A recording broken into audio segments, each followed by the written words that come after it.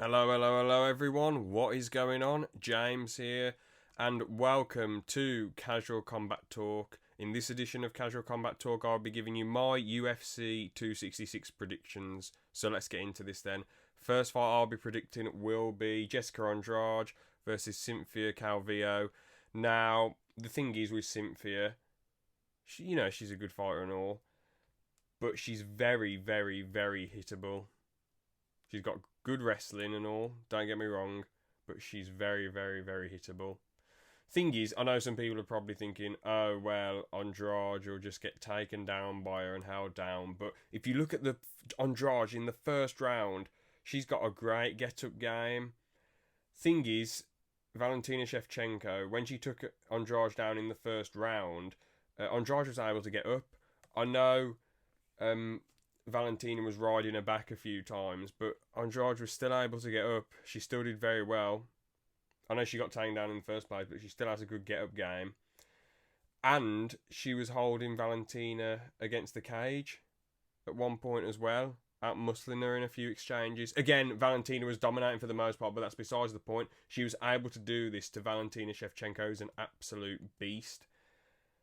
So, also as well, as I said before, well, I'm fairly sure I said it before, Cynthia is very, very hittable, and Andrade comes at you like a ton of bricks. She's got insane power, absolutely insane power. Throws constant hooks. I know she does risk herself getting hit, but the thing is, I feel like in the striking department, Cynthia got hit so many times against Caitlin Chikagian.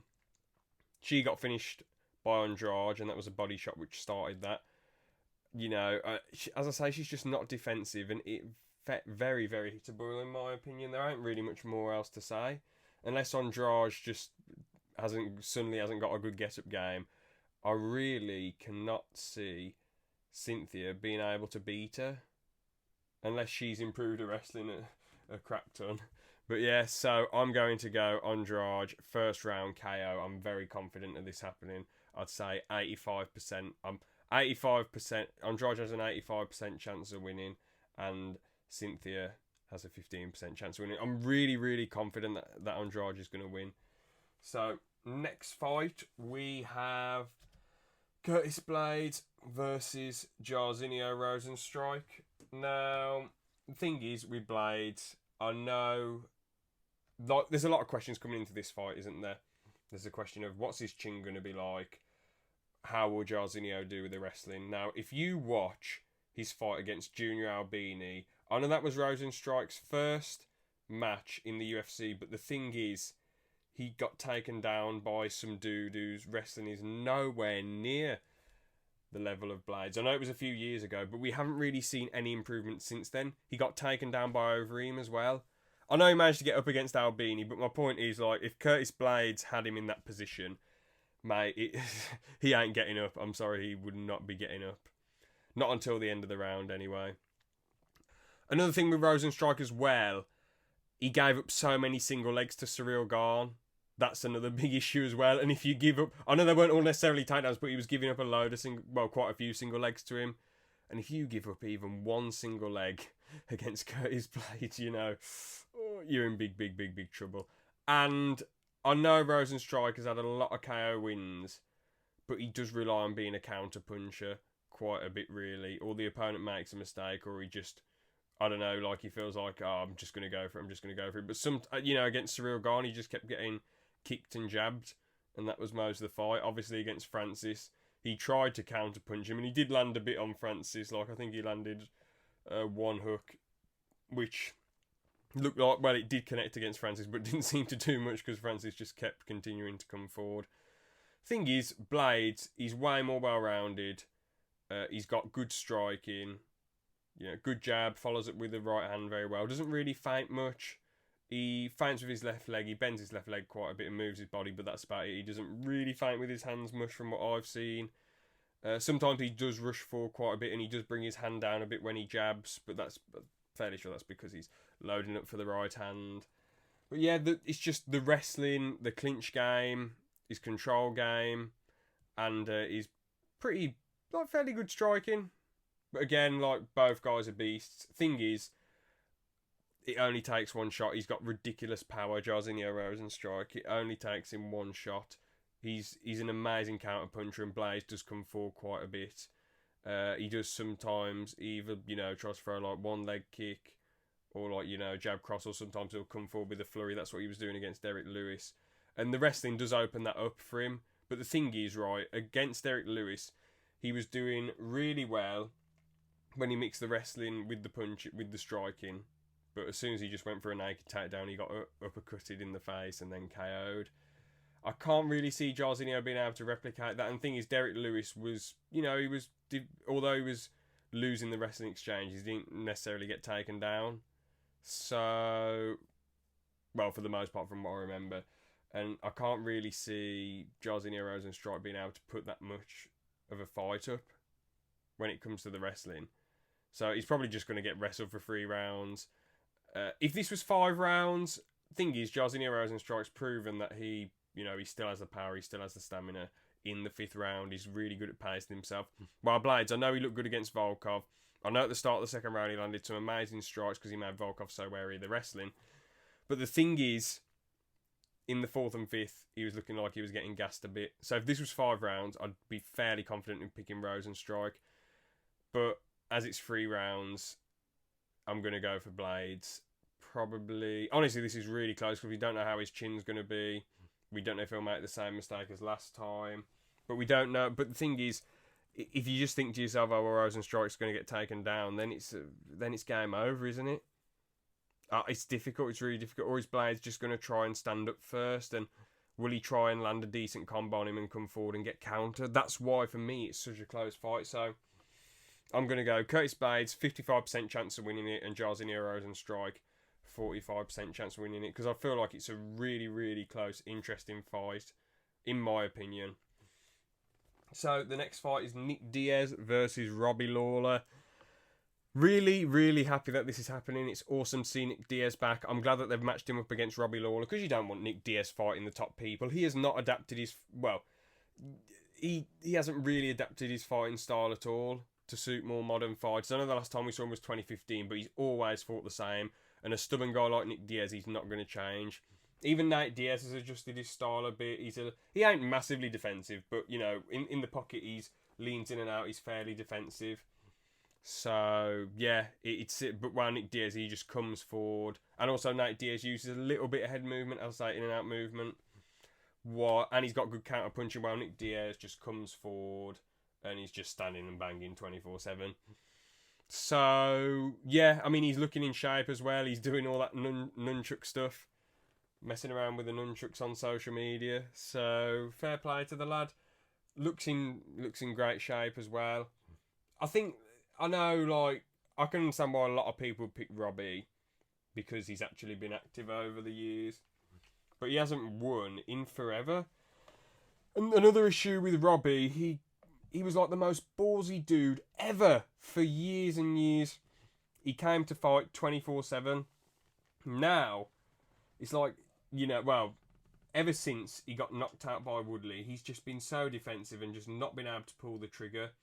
And partly it's a mental thing, but I also think it's because you can only have so many wars. Your chin can only take so much. And I feel like he knows if he comes forward like mad, his chin's probably just like... No, I'm not on about just from the Woodley fight. I'm on about all the wars over the years. You can only have so many wars. Your brain and your chin and your body just can't take it eventually. So that is a reason why he's being more defensive. But I'm glad that Robbie Lawler hasn't fought any of the really dangerous power punchers. I'm glad they haven't matched him up with the really dangerous power punchers in the welterweight division yet. Ever since his Woodley fight. I know he managed to beat Cerrone ages ago, and that was a fair play. But apart from that, he's lost since then. He nearly beat Askren, but Askren's got atrocious striking, and he still got submitted by him. And obviously Neil Magny was just keeping him on the end of his punches for 3 rounds. So, yeah. At the end of the day, though, I feel like Nick Diaz is definitely... Well, not definitely, but I feel fairly confident that Nick Diaz will get this one done. I know we haven't seen him for years. I get why people will pick against him. We haven't seen him for years. He could come back crap. you don't age well when it comes to ring rust. But, well, he could have ring rust, etc., etc. But I think he'll show up in good shape. I feel like he'll come forward and land some great punches on Robbie. I don't think honestly, I feel like Robbie will probably retire after this. I feel like Nick Diaz should just keep fighting legends. I'd say after he beats Lawler, well, if he beats Lawler, I think no matter what happens, even if Lawler wins, I think Lawler should just retire. I think he should have retired ages ago. Probably after the Colby fight, because I feel like if he had beaten Colby, he would have thought, damn, like, fair play, fight the next person. But obviously, he lost to Magny, lost to Askren, lost to Colby, lost to RDA. Well, obviously, that's back the order going backwards, but you know what I mean, you know what I'm saying. He's lost so many. If he loses to Nick Diaz, it's sort of like game over. We don't want to... I don't want to see him get battered by really, really powerful guys at welterweight. I just want to see him retire after the Nick Diaz fight, even if he wins. And if Nick Diaz wins, as I say, I was going to say match up against Carlos Condit, but obviously Condit retired recently. Maybe Matt Brown, if he's game for it. I feel like that's a winnable fight for Nick Diaz. Like, just have him fight legends and whatever. Maybe Cerrone at welterweight if Cerrone's game. I mean, I would rather Cerrone retire, but, like, he just loves fighting so much, so... If he really wants to continue, like, fight Nick Diaz, let's see how that goes. He already fought Nate Diaz ages ago and lost, got absolutely mugged, so maybe fight Nick Diaz. That'd be cool. I'm fairly confident with Nick winning, so I'm going to go 65% Nick will win and 35% chance of Robbie winning. So, Nick, I'm fairly confident he'll win. Next fight is Shevchenko versus Lauren Murphy. Now... I know Murphy's never been finished. I know that she's, like, good fighter and all, but at the end of the day, Valentina's just beating anyone and everyone, isn't she? I mean, Lauren Murphy has had a lot of close fights, some split decisions. I know she's on a 5-fight win streak. She got a couple finishes on the way. Had a really close fight with Joanne Caldwell, as I said. Had a really close fight with Adriana Lee, lost to Sajara Eubanks and Caitlin Chikagian. But as I say, on a 5-fight win streak, she deserves it. She deserves this fight, but I feel like Shevchenko. And also, an issue is as well, in my opinion, she has not gone 5 rounds yet, has she, Lauren Murphy? Well, not to my knowledge, anyway. I'm all of them are like 3-rounders.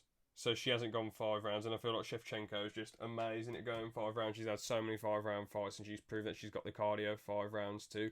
She can finish people, she can go 5 rounds, she can do it all. I feel like the main interesting fight next would be Shevchenko versus Nunes. I feel like Shevchenko will win at 35 and definitely at 125. Those two are the GOATs, in my opinion, of female MMA. They're just absolute beasts. I know Amanda Nunes has 2 titles and has beat Cyborg, but in that second fight, Shevchenko beat her so convincingly, and it feels like Shevchenko's fighting better competition too as well. She's got better names in recent times. Nunes is, I don't know. Like, they're still both GOATs, don't get me wrong. I'd probably say Nunes just slightly because, well, I don't know why they gave Nunes that second fight. Shevchenko clearly won, in my opinion. But hey-ho, there you go. It is what it is. But yeah, Shevchenko, I'm like 99% sure. Well, actually, no, I shouldn't go that far because you never know. Maybe Lauren Murphy just thinks I've got to go mad. I know that I can't go the 5 rounds. This is a new thing for me, so let's just go mad in the first and second. But 95% Shevchenko win 5. Actually, no, 98% Shevchenko win. 2% for Lauren Murphy. Let's just do it like that. Unless Shevchenko shows up really bad. I know those are ridiculous odds, but I'm just mad confident Shevchenko's going to win, and I feel like it will probably. I mean, she's really tough, isn't she, Lauren Murphy? She has not been finished yet, so I think it will just be a unanimous decision win for Shevchenko, in my opinion. And now we move on to the main event: Volkanovski versus Ortega. Yeah, it'll be pretty interesting fight. Volkanovski throws a lot of feints and hooks and leg kicks as well. And obviously Ortega in his last fight was very reliant on counters, and it worked. He'd catch Korean Zombie's leg kicks and throw big punches against him. He got a takedown here and there, and I feel like it does make it interesting when you throw in the takedowns as well. I think it was a body lock, then a trip against Korean Zombie. Will he be able to take down Oleksandr Volkanovski, I don't know. I mean, if he does, the thing is with Ortega, right? His submission wins against good people. I know he had a triangle choke against Diego Brandao, but let's say, like, you know, people, it's good that he submitted, like, Renato Moicano and Cub Swanson. Let's say they're his best submission wins. That's just my opinion. Thing is, that air guillotine, that, like, off the ground guillotine, that was amazing, you know, mid-air, just beautiful. But the thing is, Cub was losing that fight, and Renato Moicano, they were both standing with each other for the most part, but then he shot for the takedown and got tapped. Thing is, with Ortega, his jiu-jitsu is very, very, very good, but if he takes down Volk, I'm not going to be next level scared for Volk. I feel like Volk will be able to defend quite a bit from him. And the thing is as well, Korean Zombie, he was able to catch the body kicks or the occasional front kick, I'm fairly sure, and then would throw something big. Well, Volkanovski, as I say, he just throws barrels of leg kicks, just so many leg kicks. So, yeah, and loads and loads and loads and loads and loads of feints. So, I can't really see Ortega being able to catch Volkanovski's leg kicks, to be honest. And maybe Volk will feint and then just go for big hooks. I just feel like Volk will be able to mug him off, to be honest, for 5 rounds. But yeah, as I say, Ortega did look good in the Korean Zombie fight. There was, some of it was fairly competitive, you know. Like, but the thing is, Ortega, well, not some of it, okay, like, I know Ortega was winning for the most part, but the thing is, Ortega gave Korean Zombie loads to think about, with kicks to the leg, like side kicks to the leg and stomach as well, the occasional single leg attempt. He did manage, as I say, to get him down with a body lock outside trip, and he can control Korean Zombie, but he didn't really go for any submissions or anything. He just sort of controlled him there. Thing is as well, I feel like, you know how T-City, how he defends? He either defends with a Philly shell type thing, you know, a Philly shell type defence and moves his head a bit, or like, as he did in the Korean Zombie fight, he seemed to sort of just flail his elbows to defend. And I feel like Oleksandr Volkanovski will really be able to take advantage with leg kicks. Like, he'll really be landing some hard punches, then he'll feint and go for a leg kick, or feint and go for the body. You know, he really comes forward and puts the pressure on. So yeah, it does leave him open to the body and legs. But he did do some good work in southpaw, you know, so that was fair play. With his left hand and left body kick, he did do good with that. So we'll just have to see how the fight goes. I'm not massively confident in Volkanovski winning a decision, but I think he will do it. So I'm going to go probably 60% Volkanovski winning and 40% chance of Ortega winning. So I think he will. I'm fairly confident, but not like massively confident, if that makes sense. So, yeah, those are my predictions. Now, let's look at the MMA news. Let's see if we got any news, anything interesting. One thing I did want to mention, Jéssica Andrade doing OnlyFans crazy, and she doesn't care about it. That's, you know, fair play to her, not being bothered about what anyone thinks. It was able to pay rent for months and months, I'm fairly sure. So, fair play to her. I mean, thing is, if she's really desperate for cash, you know, and the UFC just aren't paying her what she's worth. I mean, she puts on exciting fights and she's a former champ. If she can't afford rent with the UFC pay, then that's ridiculous. It shows they're just not paying her well. Thing is, with fighter pay and all that jazz, I haven't really spoke upon it that much. But I'm not... The UFC are a business. I'm sort of the opinion of, like, if you got a problem, you know, leave, if that makes sense. Especially if you're a fighter, go elsewhere. But the thing that is totally morally fucked up is that they don't even let them have their own sponsors. For that I say, UFC, you've literally, like, made a rule that they can't have their own sponsors. That's absolutely fucking disgusting. Like, that's awful. So, I feel like they should definitely be allowed their own sponsors any day of the week, and it is totally unfair that they're not. So UFC should pay them their due. The UFC should be paying them barrels then, if you're not letting them have their own sponsors. If they were allowed their own sponsors, I'd say, well, you know what, UFC, if you don't want to pay them loads, they've got their own sponsors, fair enough. That would be my attitude of it. Thing is, though, I feel like the fighters should band together. But the thing is, you're always going to have someone like Sam Alvey or anyone who's been like, oh, well, if they don't want to do it, I'll do it. So it's just difficult, innit? You know, it's very, very, very difficult. And a lot of people don't want to speak up because they don't want to get on the bad side of Dana White, which is ridiculous. He's not going to sack you just for speaking up, unless you're just absolutely, like, no use to the UFC at all and you're on your way out. But yeah, you should, like, I think they should band together, form a union or speak up at the end of the day. I mean, the fact that... But the thing is, I do think, even though I said, if they're allowed their own sponsors, it is what it is. I do think some fighters only getting 8k or 8.5k is absolutely ridiculous for a first fight. I feel like they should at least get 30k. That's my opinion, at least 30k. That'll do them for a year. Then other fighters 50 or 60k. And then other people like 100k, 200k, millions, etc. That's just my opinion, So yeah.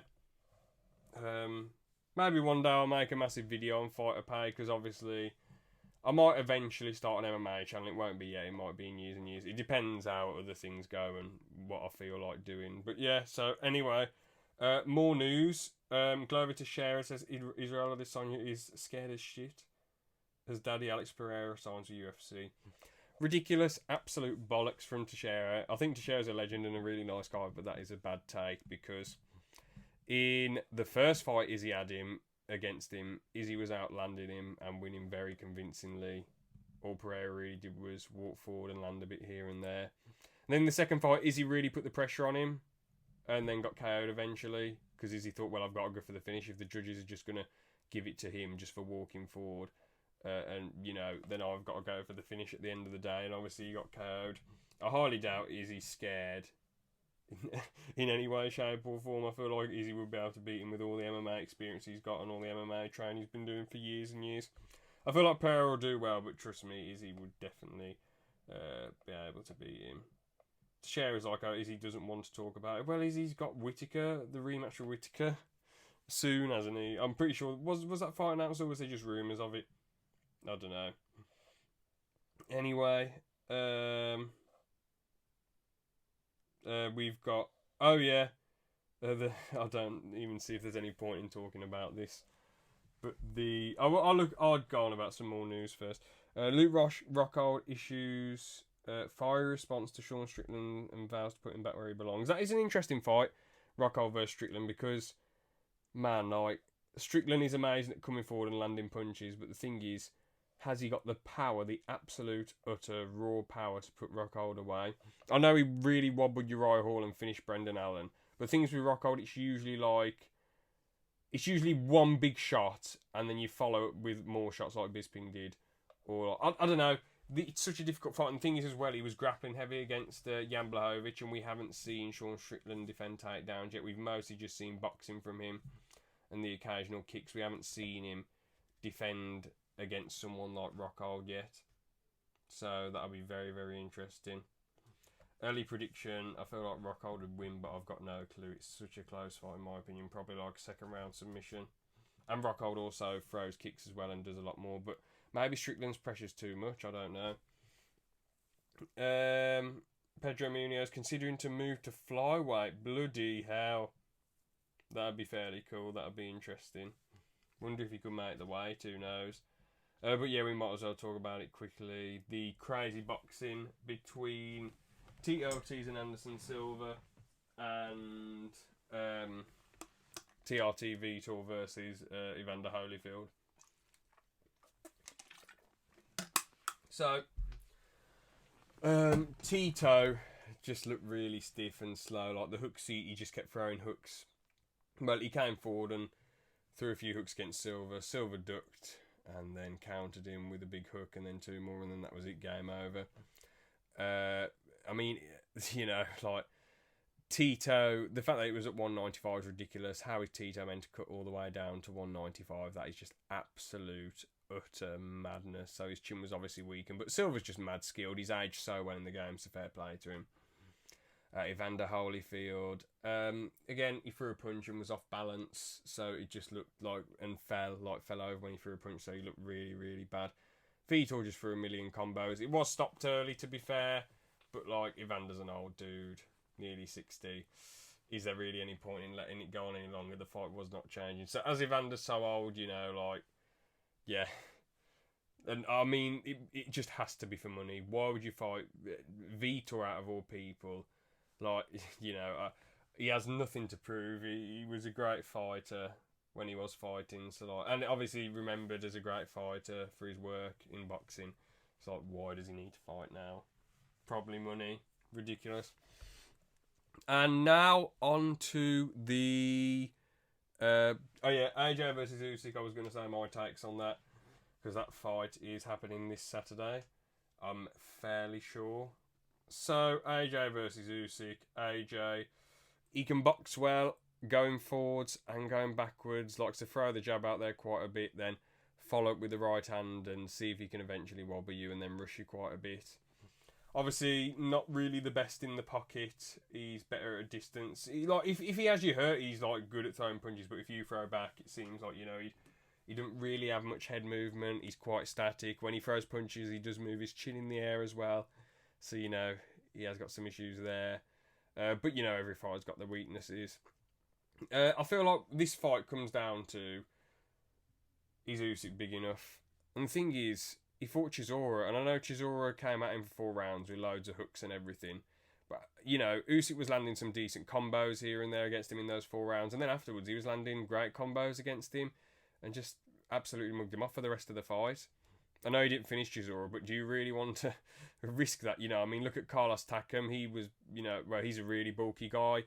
And he was doing great against Chisora, coming forward and everything. But it only took one. Well, I think he dropped him once and then he KO'd him the second time when he landed clean against him. Really clean, hard shot. So do you really want to stand with Chisora? No, you don't.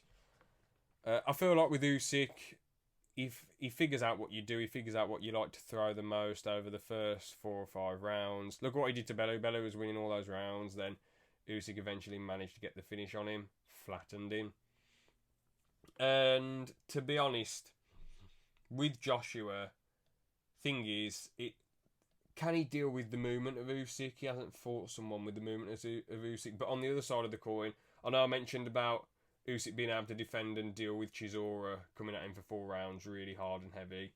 And obviously, Chisora, while he was a little bit gassed after the 4 rounds, he was still, a threat for the rest of the fight, don't get me wrong.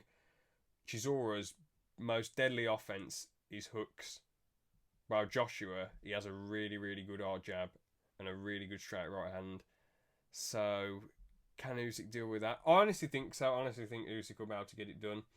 I feel like Joshua won't know what he wants to do. He won't know whether he should go for a decision or whether he should go for the knockout. I feel like he'll come at him for the first 3 rounds and then he'll be a bit gassed out and Usyk will pick him apart for ages and then, for rounds after that. And I think he'll get a 10th round TKO, Usyk will. I just feel like Joshua won't know what to do. I know against other fighters he has just... against Pulev, obviously mugged him off for most of the fight, then got a late finish, which was really impressive.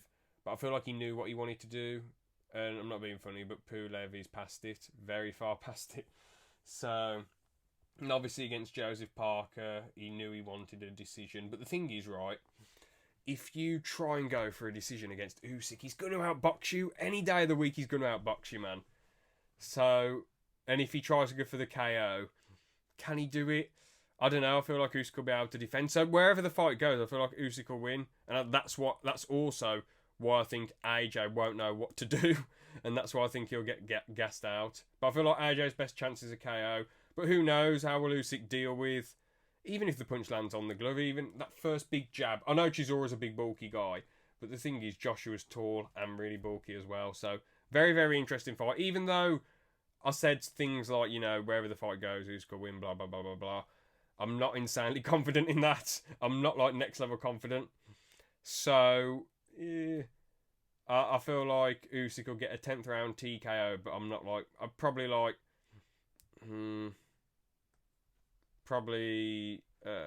I think Usyk will do it. But I'm not massively confident. So, 60% Usyk and obviously 40% Joshua. So, 60% chance of Usyk winning and 40% chance of Joshua winning. So, I feel like Usyk will get this done, in my opinion. So, yeah, that's all I've got to say, really. Thank you so much for watching and listening to the pod. So, yeah, thanks and have a good one. See ya.